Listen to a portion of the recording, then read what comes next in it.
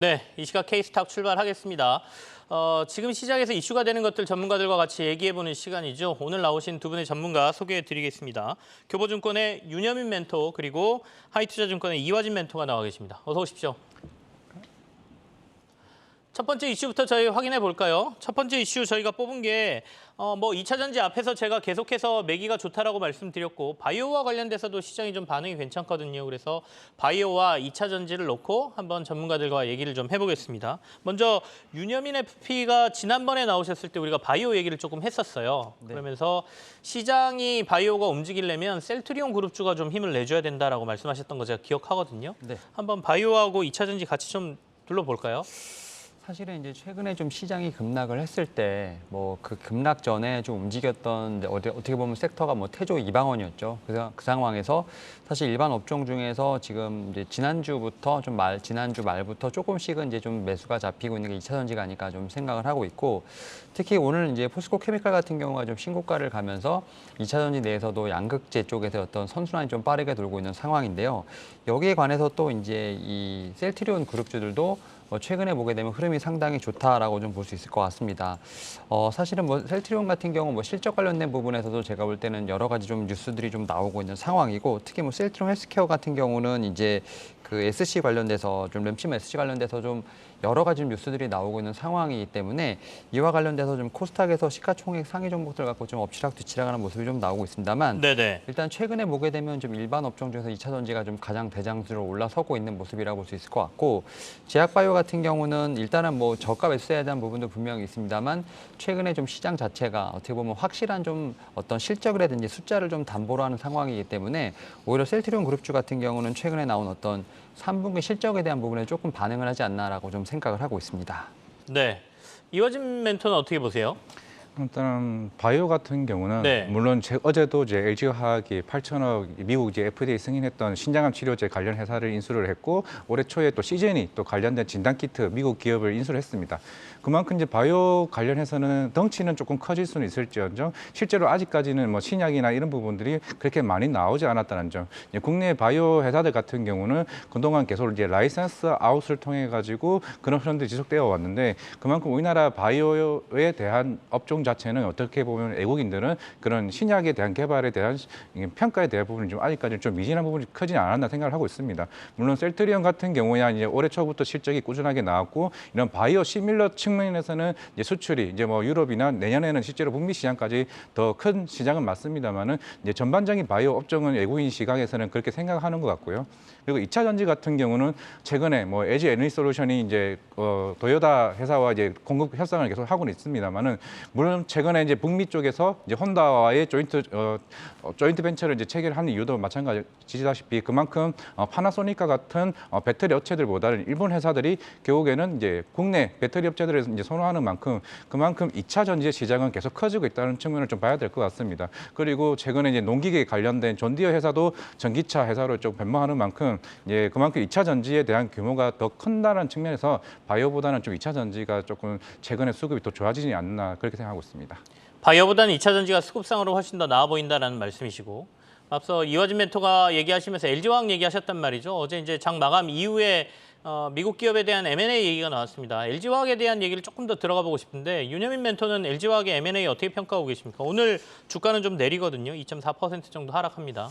LG화학 같은 경우는 지금 M&A 관련돼서 최근에 좀 이제 그 피인수 대상의 어떤 주가가 좀 많이 올랐음에도 불구하고 그 5년 전 가격보다는 여전히 좀 싸기 때문에 인수를 잘 했다라는 좀 얘기가 나오고 있는 상황입니다만, 사실 LG화학 같은 경우는 이제 결국은 이런 측면이 좀 강한 것 같다고 볼 수 있을 것 같습니다. 이제 결국 인플레이션 감축법 관련된 부분에서 좀 많이 움직이는 부분들, 이런 부분을 통해서 결국 이제 또 사업의 다각화도 좀 이뤄야 되는 부분도 있을 것 같고, 특히 이제 LG화학 같은 경우는 좀 볼 때 분명 이제 M&A 관련된 이슈도 있겠습니다만 최근에 보게 되면 실적과 관련된 이슈들이 좀 상당히 있는 상황인데, 특히 이제 정유 관련된 쪽에서는 실적이 상당히 좋지 않은 상황에서 오히려 좀 이제 포트폴리오 다각화, 지금 이제 M&A도 마찬가지입니다만 지금 양극재 쪽 관련된 소재 쪽에서 어떤 아웃퍼폼이 좀 나오고 있는 상황이기 네. 때문에 이런 부분으로 주가가 좀 상대적으로 반응을 하지 않았나 좀 생각을 하고 있고요.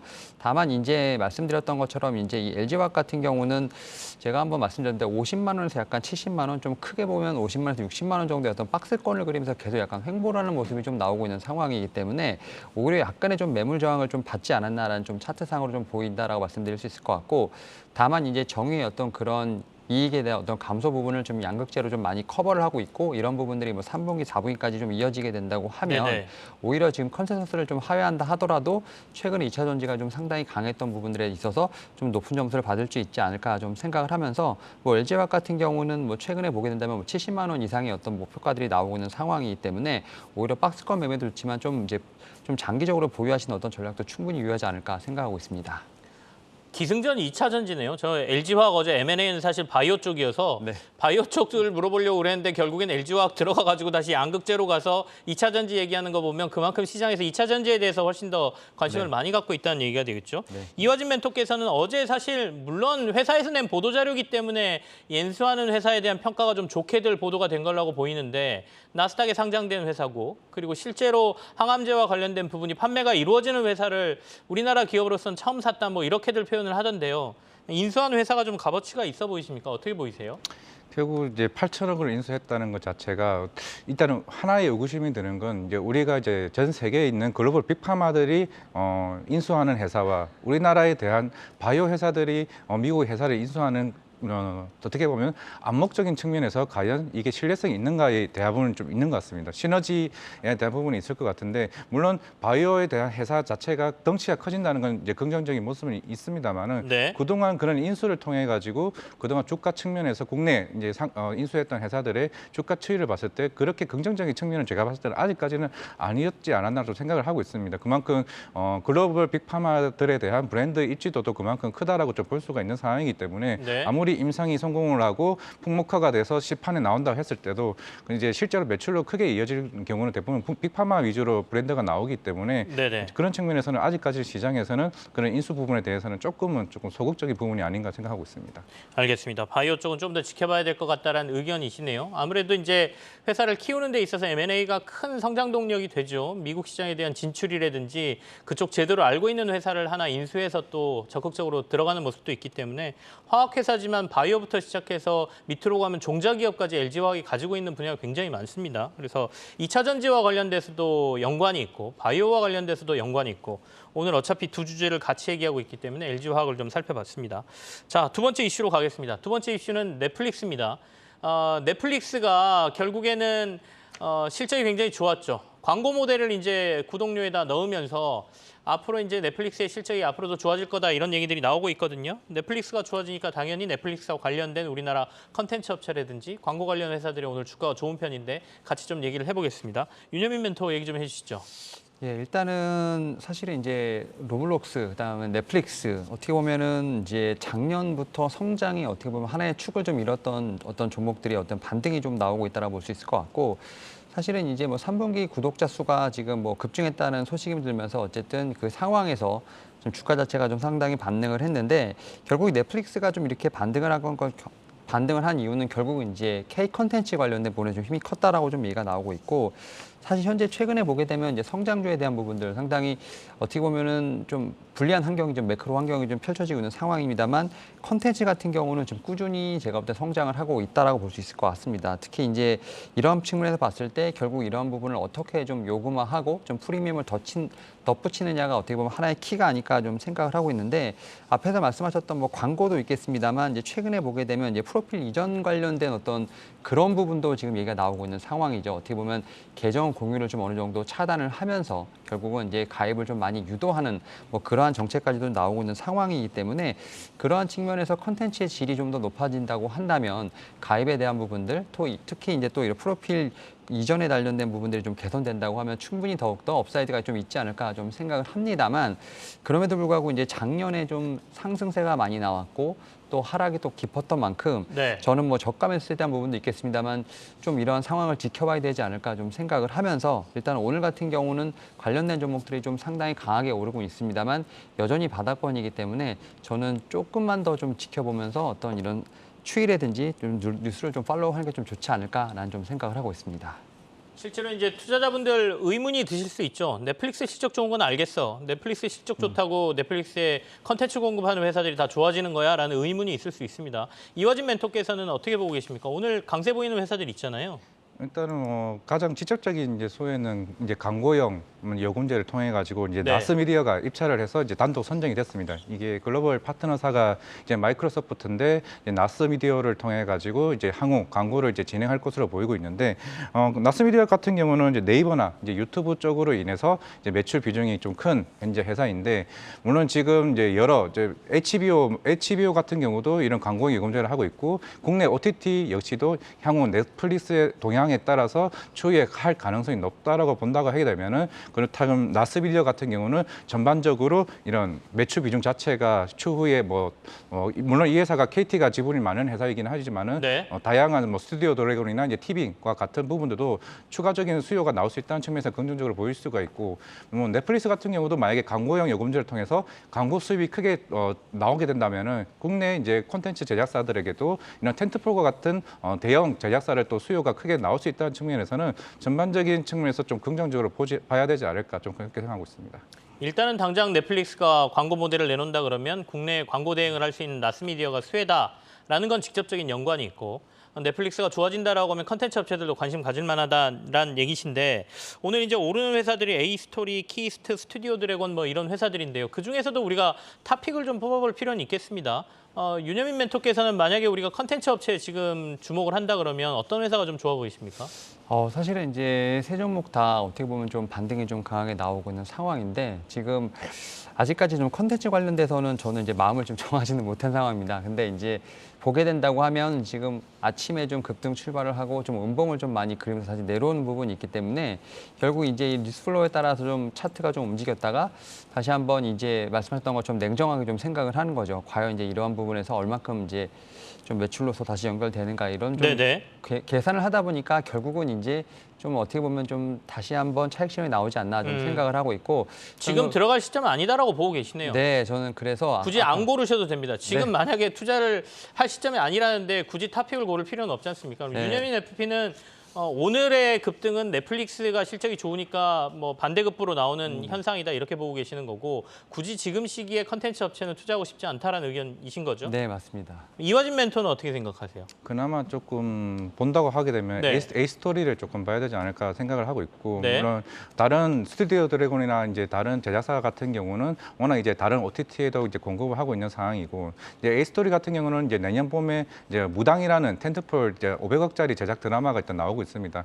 이제 그렇다는 거는 새로운 이제 우영우처럼 새로운 드라마가 흥행을 하게 됐을 때 넷플릭스 같은 경우가 그러면은 이런 새로운 콘텐츠를 됐을 때 이번에는 500억이 아니라 다음에는 한번 우리 기묘한 이야기처럼 2천억짜리, 3천억짜리 만드는 콘텐츠까지 혹시나 수요가 나올 수 있지 않을까. 물론 지금 당장은 이제 아시아 시장을 이제 넘본다는 거는 그만큼 싼 값으로 가성비 있는 콘텐츠로 나올 수 있는 흥행이 나오다 보니까 더 아시아 시장을 더 크게 보고 있는 것 같은데 네네. 그렇기 때문에 에이스토리 같은 경우는 매출 자체가 제작 진행률에 따라서 매출이 인식이 되는 만큼 당장에 지금 이제 무당으로 인해서 에이스토리가 최근에 이제 그만큼 매출이 나오고는 있습니다. 그렇다면 추후에 나올 진행률을 봤을 때 충분히 에이스토리가 오히려 그런 제작에 대한 흥행성에 대한 여부를 봤을 때 그런 넷플릭스가 가장 근접적으로 볼 수 있는 부분은 에이스토리가 되지 않을까 생각하고 있습니다.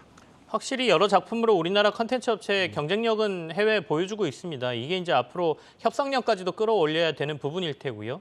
추가로 뭐 넷플릭스가 아니더라도 뭐 디즈니 플러스가 될 수도 있고 다른 OTT 업체들과의 여러 가지 협상이 이루어질 것으로 보여지긴 합니다.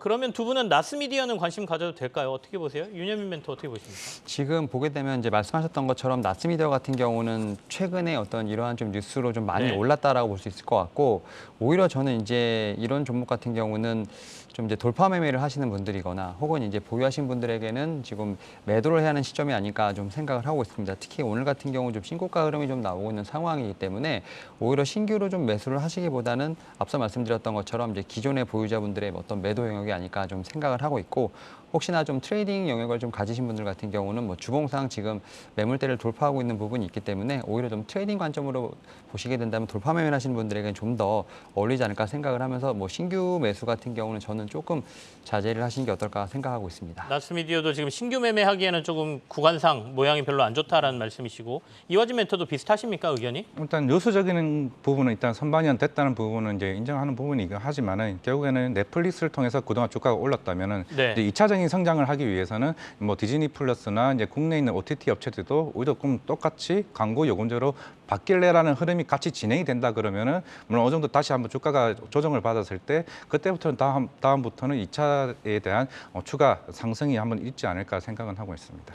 이 광고 요금제를 도입하는 게 넷플릭스만으로 끝나지는 않을 거다. 다른 OTT 업체로 확산이 된다 그러면 국내에서 그 사업 할 만한 데는 나스미디어밖에는 없다. 이런 말씀이시죠. 좀 더 장기적으로 볼 만하다. 두 분이 약간 나스미디어에서는 의견이 좀 갈리셨습니다. 참고하시길 바라겠습니다. 다음 주제 보겠습니다. 다음 주제는 저희가 애플과 관련된 소식 뽑아놨습니다. 애플이 아이폰 14 플러스에 대한 감산 얘기를 꺼냈습니다. 이렇다 보니까 국내에서 무조건 애플 하면 LG이노텍 떠올리시잖아요. LG이노텍의 주가가 좀 휘청거리고 있는데 이 얘기 좀 하겠습니다. 물론 비단 LG이노텍만 하는 건 아니고 애플 관련주라고 저희가 얘기했던 종목들과 같이 얘기를 좀 나눠보겠습니다. 윤여민 FP 이번 이슈는 결국엔 경기 침체 이슈하고 걸려 있는 것 같습니다.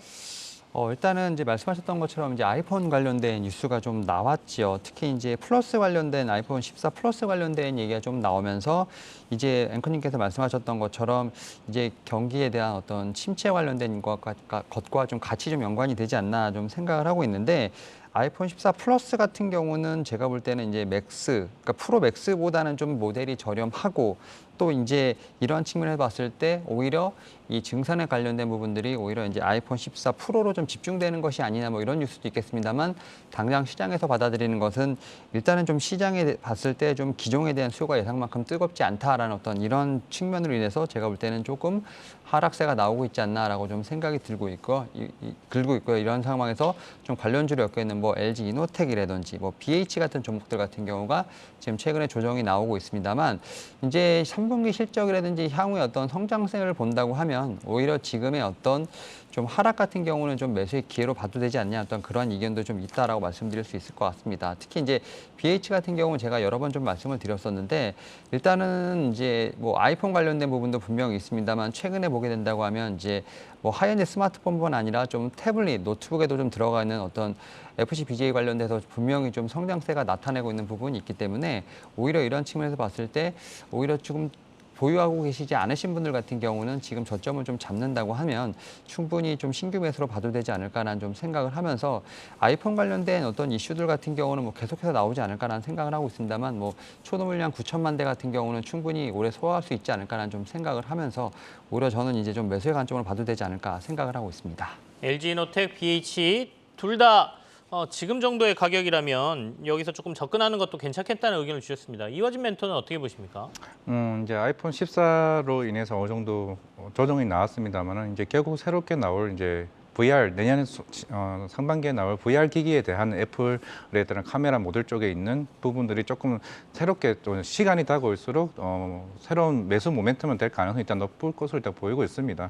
물론 이제 LG 이노텍 같은 경우도 물론 이번에 3분기 실적이 나와봐야 알겠지만은 뭐 기존에 뭐 애널리스트 코멘트도 나왔었고 실제 중국 시장에 대한 아이폰 14에 대한 부분은 실제로 기본 모델이 아니라 이런 고가의 프리미엄 모델에 대해서만큼은 그렇게 이양은 일단 미미하다고 얘기는 했습니다만은 하지만 수급상으로는 이제 그동안 이제 조정을 좀 빌미를 좀 만드는 계기가 됐던 것 같습니다. 결국에는 이제 뭐 애플도 추후에 이제 실적 발표를 통해 가지고 관련된 얘기를 하긴 하겠지만은 이제 그런 이슈가 과연 앞으로도 성장 모멘텀이 될 수 있는 게 어떤 부분이 있을까라는 생각을 했을 때 물론 어제 애플 아이패드도 얘기가 새롭게 나오긴 했습니다. 네네. 폴더블 아이패드라고 얘기가 나왔었는데 이제 그만큼 이제 시장 자체가 또 한번 다른 모멘텀이 나올 수 있는 영역이 다양화가 된다고 하게 되면은 앞에서 말씀하신 것처럼 오히려 새로운 매수 기회가 될 수 있지 않을까 좀 생각을 할 수가 있을 것 같습니다. 안 그래도 이제 애플 이슈가 나왔으니까 두 가지를 더 여쭤보려고 하고 있었습니다. 하나는 애플카였고 하나는 아이패드 신제품 뭐 폴더로 나온다라는 얘기도 있고 시장에 여러 가지 뉴스가 전해지던데요. 여기에 하나 더 한다 그러면 AR, 뭐 XR 기기 뭐 이런 거겠죠. 얼마 전에 LG 이노텍에서 AR, XR 기기와 관련된 모듈 생산한다 뭐 이런 얘기 나와서 애플하고 관련이 있는 것 아니냐라는 얘기도 뉴스에 흘러나왔었는데요. 요거까지 같이 한번 얘기해보죠. 국내 애플 아이패드하고 애플카하고 관련된 회사라고 언급되는 데들이 어디가 있나요?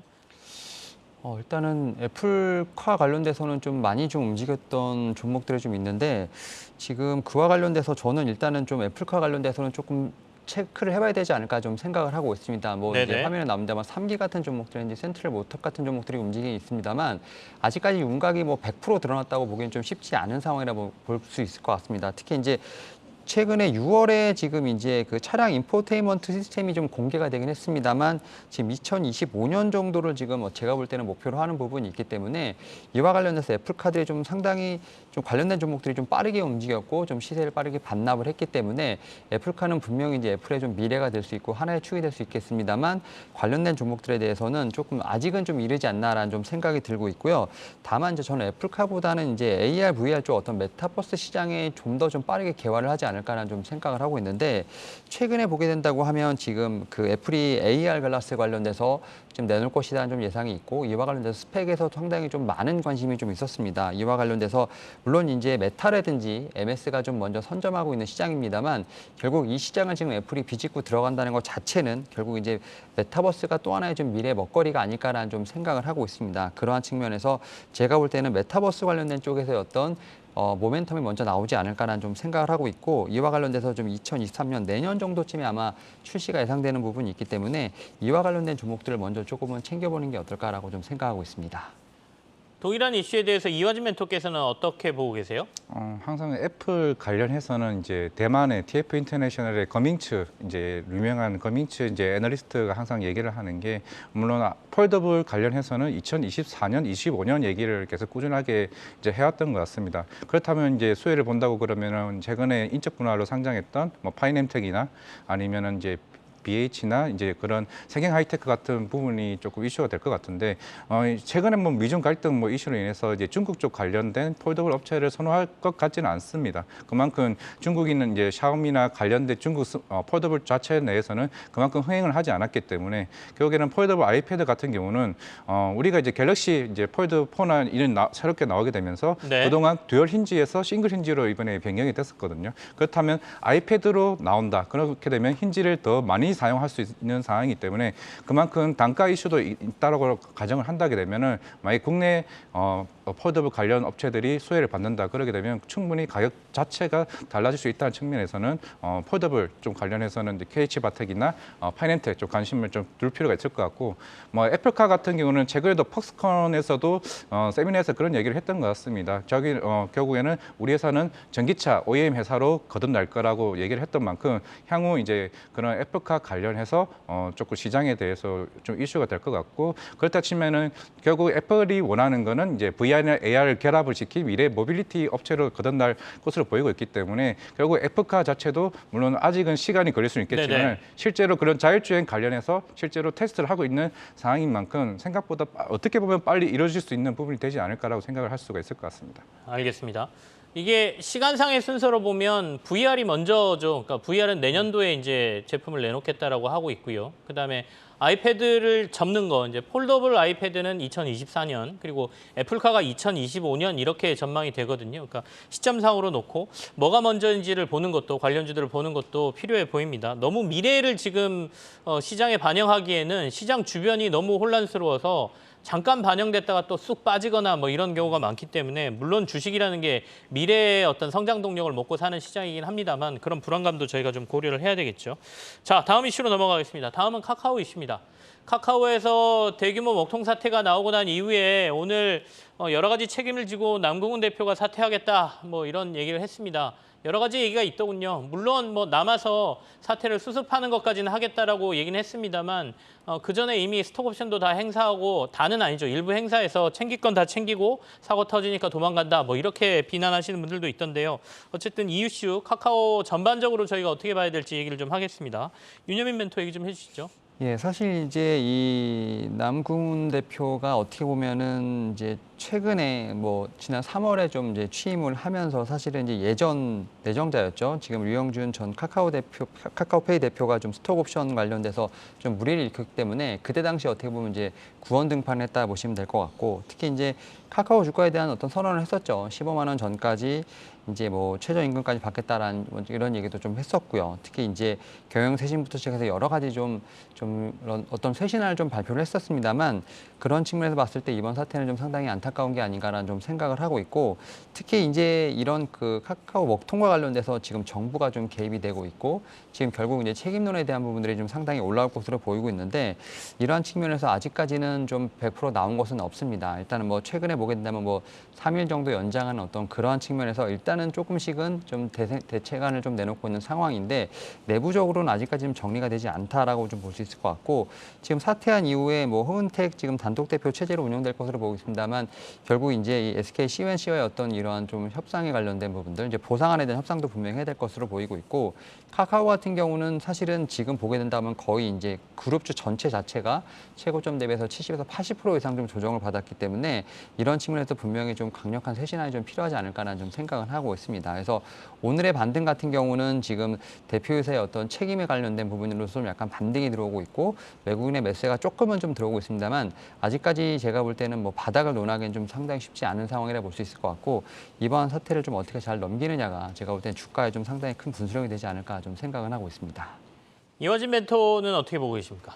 뭐 카카오 같은 경우는 이번 사태로 인해서 물론 카카오뱅크나 카카오톡에 대한 요 이용자 수가 좀 많이 좀 줄어들었을 걸 일단 보이고 있습니다. 뭐 추후에 뭐 실적으로 통해서 확인을 할 수 있을 것 같은데, 결국에는 이제 이런 사태가 벌어지게 되면은 그동안은 기존의 본질 가치로 있었던 뭐 광고업에 대한 부분들도 최근에 카카오톡이나 카카오 오픈 채팅방에 있는 이제 광고에 대한 수입 자체가 줄어들지 않느냐는 우려도 또 새롭게 생기겠죠. 그렇게 되면은 새로운 밸류도 또 한번 이제 하향할 수밖에 없는 상황일 수밖에 없는 상황이기 때문에, 그만큼 이제 카카오보다는 네이버 쪽으로 또 시장이 더 쏠림이 이제 서서히 생기지 않을까. 물론 오늘 같은 경우야 이제 네이버는 빠지고 카카오는 오르긴 합니다만은, 이건 좀 단일적인 이슈로 좀 봐야 될 것 같고, 결국에는 이제 커머스 시장 자체가 어느 정도 그동안 침체를 겪어왔고, 어느 정도 다시 본격적인 상승을 돌았을 때에는 어떻게 보면은 카카오 자체에 대한 좀 신뢰성이 조금 떨어진다는 측면에서는 네. 네이버가 좀 오히려 더 부각되지 않을까, 그렇게 생각하고 있습니다.